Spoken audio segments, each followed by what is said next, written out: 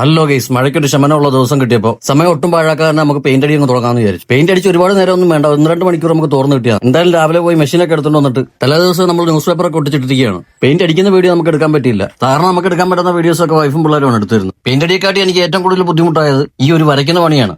Paint അടിച്ചതിനെക്കാട്ടി കൂടുതൽ സമയം എടുത്ത് വരയ്ക്കാൻ വേണ്ടി എന്തായാലും ഒരു വിധം ഒപ്പിച്ചെടുത്തിട്ടുണ്ട്. ഇതിന്റെ എല്ലാത്തിന്റെയും കൂടെ ക്ഷീണമൊക്കെ മാറ്റാൻ വേണ്ടിയിട്ട് വൈകുന്നേരം നമ്മൾ അഴീക്കിലോട്ട് മീനെ പിടിക്കാൻ വേണ്ടിയിട്ട് പോയി. കുറച്ച് നാളത്തെ ഇടവേളയ്ക്ക് ശേഷമാണ് ഇപ്പൊ മീൻ പിടിക്കാൻ വേണ്ടി പോയത്. കൂടെ വന്നേക്കുന്ന ഞങ്ങളൊന്നും എപ്പോഴൊന്നും കിട്ടണമെന്നില്ല. ഇതിന് മഴയും കാറ്റും ഒന്നും നോക്കാതെ നമ്മൾ മീൻ പിടിക്കാൻ ഇറങ്ങി. ഇന്നത്തെ താരം നമ്മുടെ മൻസൂർ ബ്രോ ആണ്.